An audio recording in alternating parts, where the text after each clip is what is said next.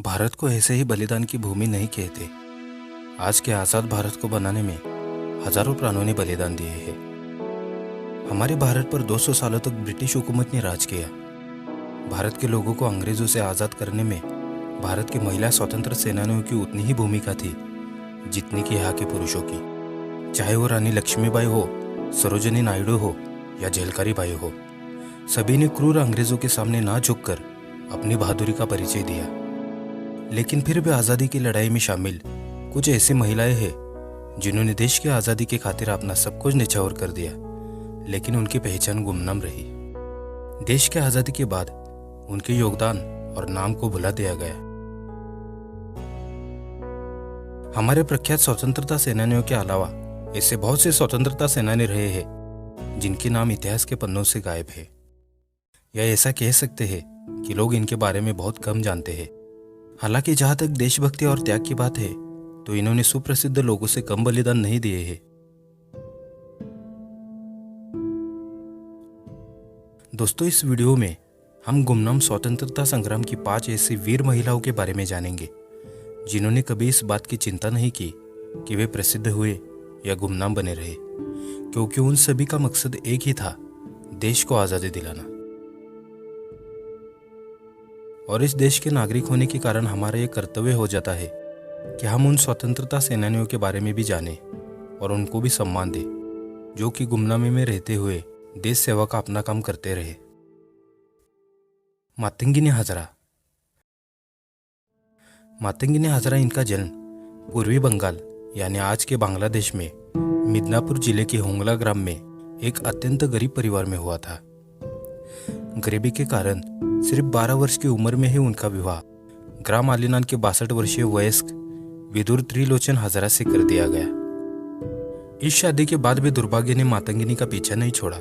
शादी के सिर्फ 6 वर्ष बाद ही वो बिना किसी संतान के ही विधवा हो गई और अपने पति की मृत्यु के बाद मातंगिनी एक अलग झोपड़े में रहकर मजदूरी करके अपना जीवन गुजारने लगी। गांव वालों के सुख दुख में सदा शामिल रहने वाली मातंगिनी का पूरे गांव में मां के समान दर्जा था।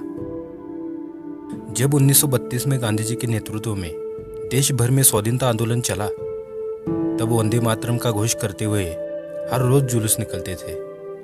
जब ऐसा ही एक जुलूस मातंगिनी के घर के पास से जा रहा था, तब समाज सेवा में हमेशा आगे रहने वाली मातंगिनी वो कहाँ पीछे रहने वाली थी, और मातंगिनी उस जुलूस में शामिल हो गई। उस दिन तामलू के कृष्ण बाजार में पहुंचकर एक सभा हुई। वहां मातंगिनी ने सबके साथ स्वाधीनता संग्राम में तन मन धन से संघर्ष करने की शपथ ले ली। जनवरी 1933 को करबंदी आंदोलन को दबाने के लिए बंगाल के तत्कालीन गवर्नर एंडरसन वो तामलुक आए, तो उनके विरोध में भी वहां प्रदर्शन हुआ, और उस प्रदर्शन में भी मातंगिनी हजरा सबसे आगे काला झंडा लिए खड़ी थी।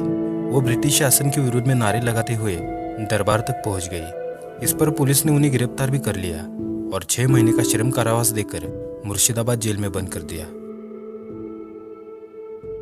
1942 में जब भारत छोड़ो आंदोलन ने जोर पकड़ा तो मातंगिनी उसमें भी कूद पड़ी।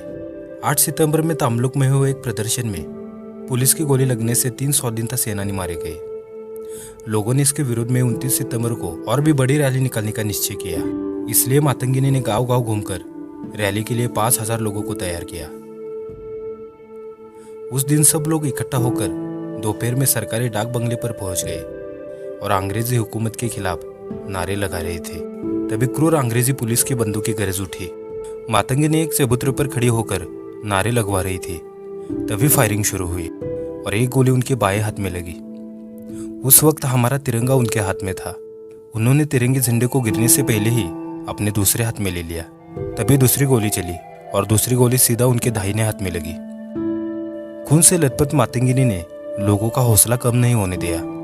मातंगिनी फिर भी नारे लगाती रही और तभी तीसरी गोली सीधा उनके माथे पर लगी और वीर मातंगिनी वहीं पर शहीद हो गई। तारा रानी श्रीवास्तव। तारा रानी का जन्म बिहार की राजधानी पटना के नज़दीक सारण जिले में हुआ था। उनकी शादी कम उम्र में ही फुलेंदु बाबू से हो गई थी। फुलेंदु बाबू स्वतंत्रता सेनानी थे। अपने पति की तरह ही तारा रानी के हृदय में भी अपार देश प्रेम था। देश को आज़ादी दिलाने के लिए वो हर कदम अपने पति के साथ रहती थी। जिस समय औरतों को चार दीवारी के भीतर रहकर अपना जीवन बिताने को सिखाया जाता था, उसी समय तारा रानी ने गांव-गांव जाकर औरतों में देशभक्ति जागृत कर उन्हें आज़ादी की लड़ाई में हिस्सा लेने के लिए प्रेरित करती थी। जब अंग्रेजों की गुलामी और उनका अत्याचार भारत के लोगों पर बढ़ता गया, असहनीय हो चुका था, तब 8 अगस्त 1942 को महात्मा गांधी जी ने भारत छोड़ो आंदोलन का आगाज किया। इस आंदोलन का एक ही उद्देश्य था, करो या मरो। इस आंदोलन के दौरान पुरुषों से कई ज्यादा महिलाओं ने बढ़ चढ़कर भाग लिया। उस समय तारा रानी के पति फुलेंदु बाबू भी सिवान थाने पर भारत का तिरंगा लहराने के लिए चल दिए और अंग्रेजी गुलामी को ललकार कर भारत के नागरिकों को एक होने का संदेश दे रहे थे। उस दिन उनके साथ पूरा जन सैलाब था। तारा रानी भी अपने पति के साथ सभी को लेकर आगे बढ़ रही थी। पुलिस ने भी इस विरोध को रोकने के लिए अपना जी जान लगा दिया। तब पुलिस की धमकियों से भी जन सैलाब नहीं रुका। तब पुलिस ने लाठीचार्ज शुरू कर दिया, लेकिन पुलिस के डंडे भी प्रदर्शनकारियों के हौसले को तोड़ने में नाकामयाब रहे। तब अंग्रेज सरकार ने बुजदिली दिखाते हुए अंधाधुंध गोलियां चलाना शुरू किया। इसी बीच तारा रानी के पति फुलेंदु बाबू भी पुलिस की गोली लगने की वजह से घायल हो गए। 12 अगस्त 1942 का वो दिन तारा रानी के लिए सबसे दर्दनाक दिन था। गोली लगने के बाद वो उनके पति के पास गई और उसके घाव पर अपने साड़ी से एक टुकड़ा फाड़कर पट्टी बांधी। एक नवविवाहित स्त्री अपने पति को यूं खून से लथपथ देखकर कितना तड़पी होगी, ये सोचकर भी रूह कांप जाती है। फिर जो उन्होंने किया वो कोई आम स्त्री नहीं कर सकती थी। वो वहीं से फिर वापस मुड़ी और पुलिस स्टेशन की तरफ चल पड़ी। तारा रानी ये जानती थी कि अगर वो रुक जाती तो सारी स्त्रियों का मनोबल टूट जाता और वो भी डरकर पीछे हट जाती। उन्हें खुद के दुख से ज्यादा भारत पर हो रहा अत्याचार दिख रहा था। फिर भी वो डटी रही, प्रदर्शन को जारी रखा, अपना तिरंगा लहराया। आंदोलन खत्म होने के बाद जब वे अपने पति के पास आई, तब तक उनके पति उसी जगह पर शहीद हो चुके थे।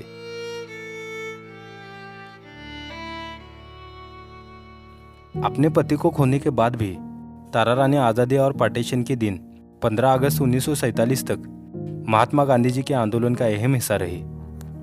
अपने पति की शहादत को उन्होंने व्यर्थ नहीं होने दिया। अपने देश को स्वतंत्रता दिलाने के सपने को उन्होंने पूरा किया। अपने पति के मरने के बाद भी उन्होंने देश की मिट्टी के लिए पूरी जिंदगी दांव पर लगा दी और संघर्ष करते करते वीर गति को प्राप्त हो गई। बेगम हजरत महल।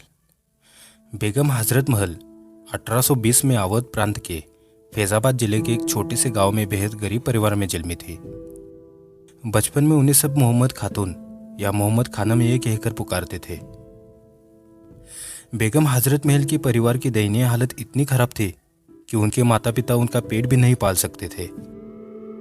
इसके कारण उन्हें राजेशाही घरानों में डांस करने पर मजबूर होना पड़ा और वहां पर उन्हें शाही हरम के परी समूह में शामिल कर लिया गया, जिसके बाद वे महक परी के रूप में पहचानी जाने लगी। एक बार जब अवध के नवाब ने उन्हें देखा तो वे उनकी सुंदरता पर मुग्ध हो गए और उन्हें अपनी शाही हरम में शामिल कर लिया और तो और उन्हें अपनी बेगम तक बना लिया। इसके बाद उन्होंने बिजरिस कादर नाम के पुत्र को जन्म दिया और फिर उन्हें हजरत महल की उपाधि दी गई। सन 1857 में जब विद्रोह शुरू हुआ तो बेगम हजरत महल ने अपनी सेना और समर्थकों के साथ ब्रिटिश ईस्ट इंडिया कंपनी के खिलाफ विद्रोह छेड़ दिया। बेगम हजरत महल के कुशल नेतृत्व में उनकी सेना ने लखनऊ के पास चिन्हट और दिलकुशा में हुई लड़ाई में अंग्रेजों के छक्के छुड़ा दिए थे। लखनऊ में हुए इस विद्रोह में साहसी बेगम हजरत महल ने अवध प्रांत के गोडा, फैजियाबाद, सिलोन, सुल्तानपुर, सीतापुर और बहराइच जैसे क्षेत्रों को अंग्रेजों से मुक्त कराकर लखनऊ पर फिर से अपना कब्जा जमा लिया था। इतिहासकारों के अनुसार अंग्रेजों के खिलाफ हुई इस लड़ाई में बेगम हजरत महल का कई राजाओं ने साथ दिया था।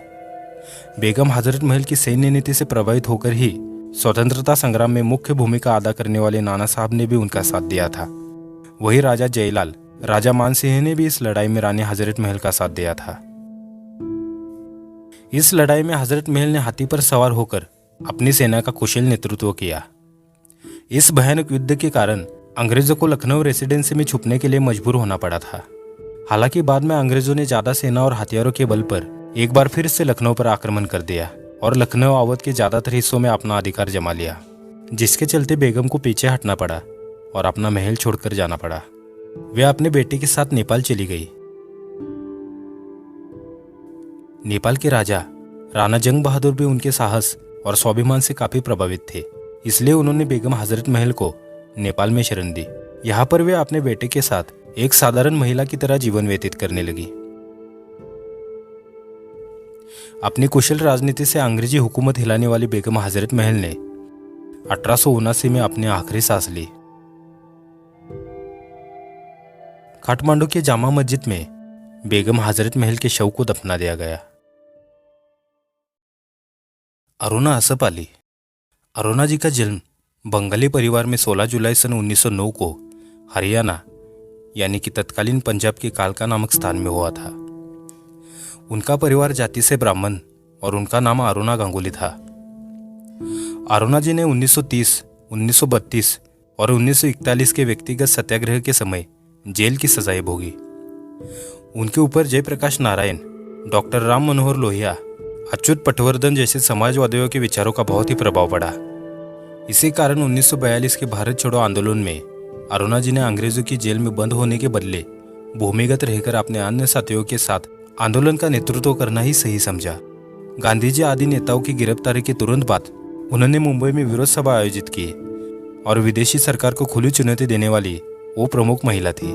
और तो और मुंबई, कोलकाता, दिल्ली जैसे शहरों में घूम घूम कर पर पुलिस की पकड़ से बचकर लोगों में जन जागृति लाने का प्रयत्न किया। 1942 से 1946 तक देश भर में सक्रिय रहकर भी वो पुलिस की पकड़ में नहीं आई। 1946 में जब उनके नाम का वारंट रद्द हुआ तभी वो अंग्रेजों के सामने प्रकट हुई। उनकी सारी संपत्ति जब्त करने पर भी उन्होंने आत्मसमर्पण नहीं किया।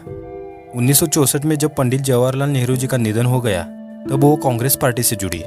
श्रीमती अरुणा असफ अली 1958 में दिल्ली नगर निगम की प्रथम महापौर चुनी गई। मेयर बनकर उन्होंने दिल्ली के विकास, सफाई और स्वास्थ्य आदि के लिए बहुत अच्छा कार्य किया और नगर निगम की कार्य प्रणाली में भी उन्होंने बहुत बड़े सुधार किए। 87 वर्ष की आयु में 29 जुलाई 1996 को नई दिल्ली में उनका निधन हो गया। कमला देवी चट्टोपाध्याय। कमला देवी चट्टोपाध्याय का जन्म 3 अप्रैल 1909 को मैंगलोर, कर्नाटक में हुआ था। कमला देवी चट्टोपाध्याय एक समाज सुधारक, स्वतंत्रता संग्राम सेनानी, नारे आंदोलन की मार्गदर्शक और भारतीय हस्तकला के क्षेत्र में नव जागरण लाने वाली गांधीवादी महिला थी। ये एक सामाजिक कार्यकर्ता, कला और साहित्य की समर्थक भी थी। जिंदगी की तन्हाई और महात्मा गांधी जी के आह्वान के चलते वे राष्ट्र सेवा से जुड़ गई थी। कमला देवी ने ऑल इंडिया वुमेन्स कॉन्फ्रेंस की स्थापना की और पहले ऐसी भारतीय महिला थी जिन्होंने 1920 के दशक में खुले राजनीतिक चुनाव में खड़े होने का साहस जुटाया था। वो भी उस समय जब ज्यादातर भारतीय महिलाओं को आजादी इस शब्द का अर्थ भी नहीं मालूम था। वो 1930 में गांधी जी के नमक आंदोलन और असहयोग आंदोलन में हिस्सा लेने वाली महिलाओं में से एक थी और नमक का कानून तोड़ने के मामले में बॉम्बे प्रेसिडेंसी में गिरफ्तार होने वाली वे पहली महिला थी। स्वतंत्रता आंदोलन के दौरान वे 4 बार जेल गई और 5 साल तक सलाखों के पीछे रही। कमला देवी खुद एक लेखक भी थी। महिलाओं से जुड़े मुद्दों पर उनकी पहली किताब 1929 में छपी थी। साल 1942 में छपी उनकी आखिरी किताब भी स्वतंत्रता आंदोलन में महिलाओं के संघर्ष की गाथा पर ही आधारित थी। भारत को आजाद करवाने के लिए कमला देवी ने एक विश्व दौरा भी किया था और अपने इस दौरे के दौरान उन्होंने भारत के हालातों को दुनिया के सामने रखा था ताकि हमारे देश की आजादी के लिए ब्रिटिश हुकूमत पर दुनिया भर का दबाव बनाया जा सके। महान क्रांतिकारी कमला देवी ने अपनी अंतिम सांस मुंबई शहर में ली। 29 अक्टूबर 1988 में उन्होंने इस दुनिया से विदाई ले ली। जिस वक्त उनकी मृत्यु हुई थी उस वक्त उनकी आयु 85 वर्ष की थी। कमला देवी एक साहसी महिला थी जिन्होंने समाज के बनाए गए नियमों के विरुद्ध जाकर अपना जीवन जिया था। उस समय दूसरी शादी को समाज में अपराध माना जाता था। वही उन्होंने समाज की इस छोटी सी सोच को नजरअंदाज करते हुए दूसरा विवाह भी किया और शान से अपनी जिंदगी जी। आज के स्वतंत्र और सुरक्षित भारत को बनाने में इतिहास में अनगिनत महान लोगों ने अपना जीवन दिया। इसमें बहुत से नाम विश्व विख्यात है, पर इनमें से कुछ ऐसे नाम भी हैं जिनका काम तो उतना ही अहम था मगर उनका नाम समय के साथ साथ गुमनाम बनकर रह गया। दोस्तों, वीडियो अच्छा लगा हो तो वीडियो को लाइक और अपने दोस्तों के साथ शेयर करें और चैनल पर नए हो तो सब्सक्राइब कर बेल आइकन को ज़रूर प्रेस करें। जय हिंद, थैंक्स फॉर वॉचिंग।